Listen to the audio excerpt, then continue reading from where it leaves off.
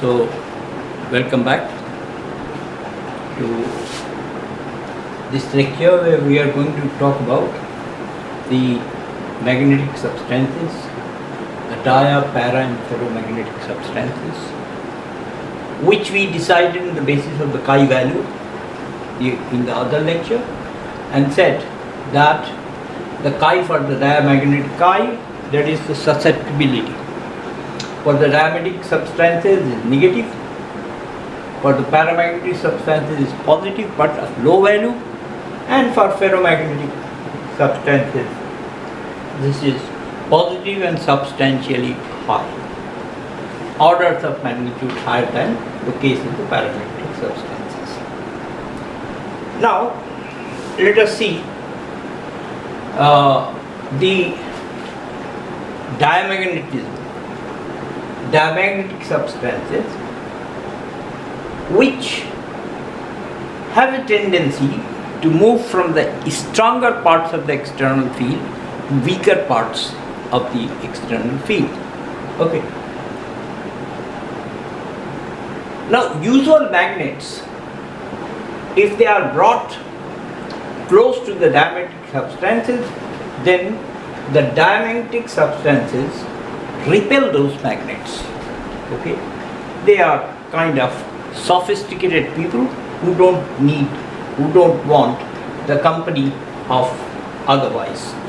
Okay, well, this is what is shown, that there is an external field. Would have been all these lines parallel and equidistant from each other because they are steady and they are uniformly distributed. The uniform magnetic field was there. Now you can see that when a diamagnetic bar, a substance like that, is brought in this region, then what happens is that some of the lines which would have gone through this space, they go around this substance, avoid this diamagnetic substance and go through the air or whatever is there. Now the field inside the material is reduced, but the order of reduction is very small. Normally 1 upon 10 to the power of 5. 1 part in 10 to the power of 5 is reduced. This is almost the same there generally, except in the case where the diamagnetism is very strong. Okay, the dislikes are very strong. Now let's try to give an explanation, simplest explanation about the substances which have atoms and their orbiting electrons, and these orbiting electrons possess orbital angular momentum. Okay, and they are equivalent to a current carrying loop, so therefore they have a magnetic moment. Simple, we know these things. In diamagnetic substances, the magnetic moment of the atom is equal to 0. That means if they have, some of them have the vector, magnetic moment vector m or mu or whatever you want to say, in this direction, there are others in the opposite direction, and net value for the atom is equal to 0. Okay. So what happens when they interact with an external field? When the external field is applied, then there are electrons which magnetic moment in the direction of the applied magnetic field, and they slow down. Okay, whereas those which have the magnetic moment in the opposite direction, they speed up. Okay. Now how come? This is due to something which we learn readily in the next chapter, and that is due to the induced current which is according to what we call Faraday lens law. Okay. Well, lens, contribution of lens to Faraday's law is this much. Okay, is this much. How much? This much. He put a negative sign before d phi b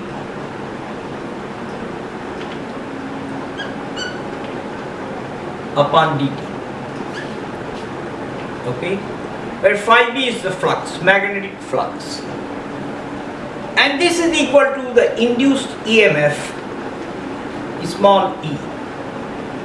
Okay, so this part of the law, E is equal to d phi b or dt, was given by our great Mr.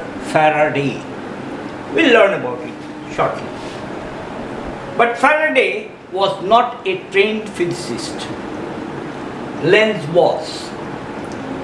So what Lenz contributed, and that contribution is substantial, important contribution, and he put a negative sign over here. So this line, small line, has made Mr. Lenz immortal. Okay. Because if you don't put this negative sign, then the law of conservation of energy is violated. So Lenz law, and basically it should be called Faraday-Lenz law, gives induced current, etc., etc., and that is the reason that there is a slow down of the electron and there is a speed up of the electrons, and that means that is an explanation for the substances like bismuth, copper, lead, silicon, nitrogen at standard temperature and pressure, water, sodium chloride, etc. These are some of the substances which exhibit diamagnetism. Diamagnetism is present in all substances, including paramagnetics and ferromagnetics, but the effect is suppressed by the amount of paramagnetism or ferromagnetism, of course, is a very, very strong effect. Okay. So it is rather shadowed by that. But there are substances which are known as superconductors. Superconductors, which exhibit almost zero resistance for a rod or a wire of metal which goes in the superconducting mode. In superconducting mode, which is obtained at very, very low temperatures in the nearness of liquid helium temperatures. Okay, although people have been trying, and there was a time when there was a lot of discussion about high TC superconductors. Okay, well, we are not going to talk about that right now, but in the superconductors, one thing that the resistance is reduced drastically, nearly to zero, but there is an effect, a pronounced diamagnetic effect. And diamagnetism is to its what you call to the hilt in the case of superconductors. And this effect is called the Meissner effect by the name of the scientist who introduced that, and which is also used in the definition of superconductors. Okay. So next we talk about para and ferromagnetics. So the next item is the paramagnetics, which are weakly magnetized in an external magnetic field, and if that external magnetic field is non-uniform, then the substances, they tend to move from the weaker values of B external to stronger values of B external. They seek strength. Okay. Now, in paramagnetic substances, atoms or ions and molecules have permanent dipole moment, very feeble. So, yet the net magnetization is equal to 0 because there is a ceaseless, rapid, thermal, random motion of these atoms and molecules, vibrations, etc. All kinds of things can happen. So, let us say that B external is equal to B naught, which is strong enough so that the magnetic moment of the electrons that aligns along B naught. Okay. And as shown over here, it's a paramagnetic block, and you can see the lines of field, they rather concentrate over here in this, and that is why the field lines, they are enhanced. The strength of field lines is enhanced. But like in the case of the diamagnetic substances, this field enhancement is again slight. Okay, is small. So they move from weaker to stronger. The examples are aluminum, sodium, calcium, oxygen, STP, copper chloride, etc. taken from book. Okay. Now, it was found experimentally, but that as if we change the temperature, etc., then M, the magnetization, is equal to constant C times B naught upon capital T. And naturally, if I substitute the values, then chi, the susceptibility, is equal to C mu naught, which is the permeability of free space, divided by capital T. So either this or this. If they are plotted with capital T, we get a inverse proportionality kind of a thing. This is God. This is God. Curie's law, Pierre Curie, and maybe he won't like, but he was the husband of Marie Curie, the lady who got 2 Nobel Prizes, one for physics and another for chemistry, who found the element radium, and therefore radioactivity was there. Okay, Curie also got a Nobel Prize. So you see, in this relation, capital C is called the Curie's constant. Okay. Now, what happens to M? M increases if B naught is increased, and if capital T, the absolute temperature is reduced. Okay. So ultimately it goes to a saturation value, beyond which it cannot increase, because all dipoles are perfectly aligned to the external magnetic field, which gives its limit. Okay.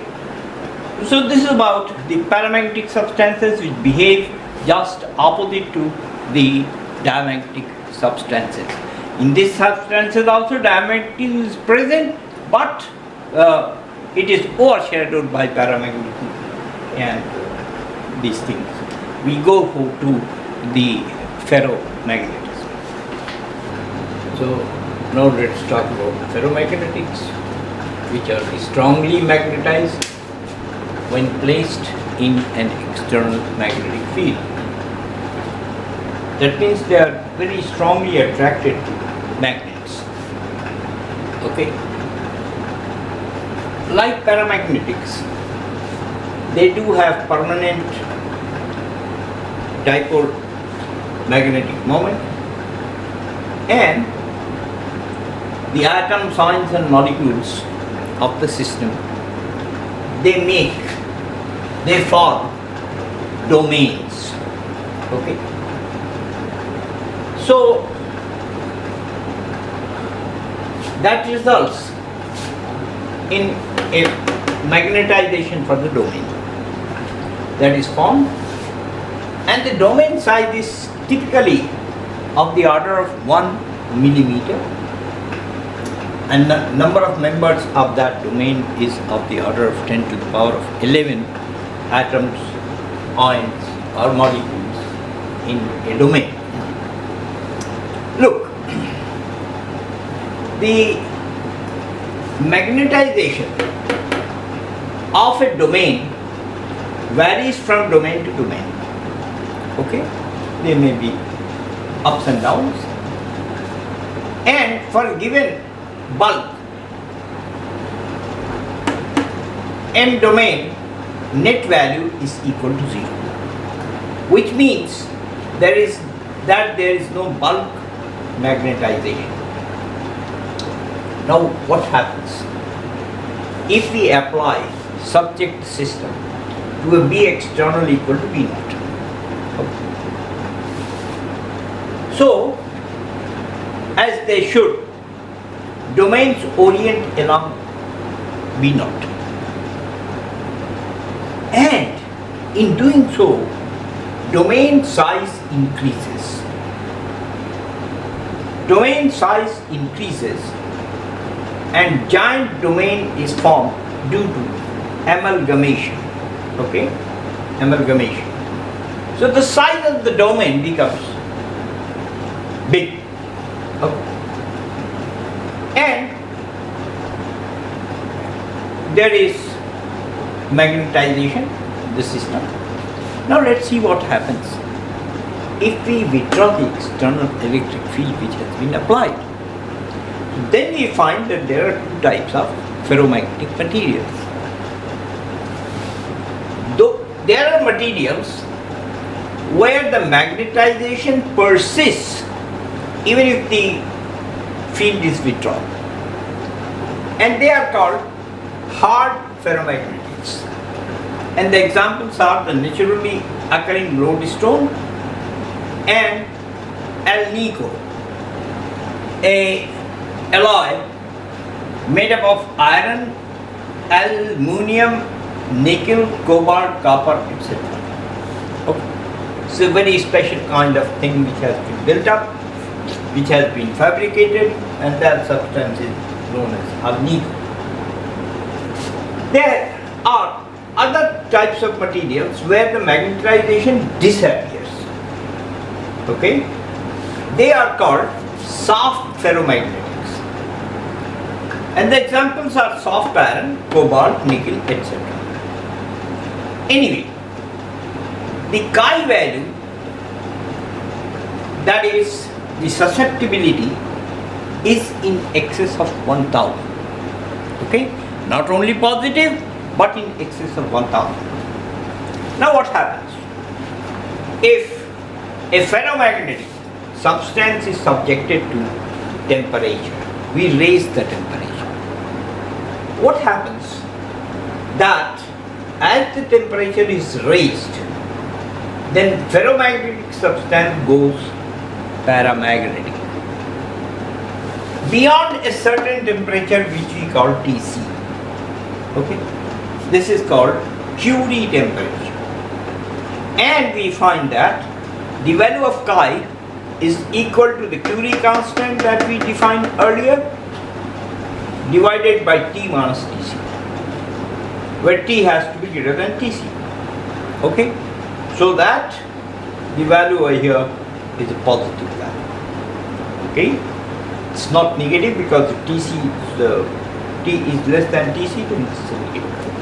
Okay. So chi, the susceptibility of a ferromagnetic substance, is C upon T minus Tc. Well, we can make permanent magnets by passing a current for quite some time, okay, and then giving them an idea to form a giant domain of substantive size, etc., etc. Or they can be carved out of such materials as alnico and lodestone. So with that, we come to an end of the discussion about the three kinds of materials, the dia, the para, the ferro. And I told you that diamagnetism is present in all the materials, but it is suppressed by paramagnetic or ferromagnetic. Of course it is huge value of chi that way. There is something which I could have discussed with you, but not now. When we are talking about materials, as such, the solids, we may talk about that there is something called hysteresis, which means lagging behind, and that we'll talk later on when we talk the materials, solids particularly. So there we come to an end of this chapter. Magnetism and materials, magnetic properties of materials, and the next chapter is very, very, very interesting. We begin with what is known as in this chapter we found, and before that, there was Mr. Ørsted, there was Ampere, there were others, and they did show that the electric current can affect the magnetic field, can generate, can create, can change the magnetic field. Now we are coming to the converse effect of it, and that is, can we create electricity by manipulating the magnetic field? And there in history we call Alexander the Great, Napoleon the Great, Ashoka the Great, Akbar the Great, this the Great, that the Great, and we are going to talk about a scientist who emerged, became a big giant, and his name was Michael Faraday. No, let us from this learn physics online, give him a name, me and my followers, me and my subscribers.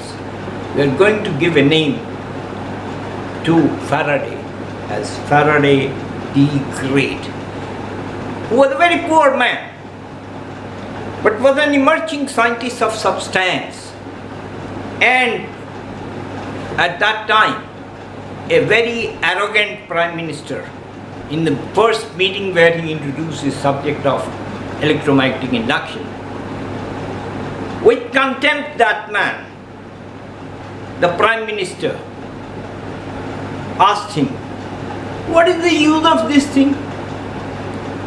And Faraday had the courage to tell that, Mr. Prime Minister, what is the use of a newborn baby? One day you will be able to tax the electromagnetic induction. This is exactly what is happening right now. That the electricity has become a utility which is taxed by all governments all over the world, have been taxing it since in India for a long time. From the British time we have been taxed about the electricity bills. So anyway, thank you very much. See you again.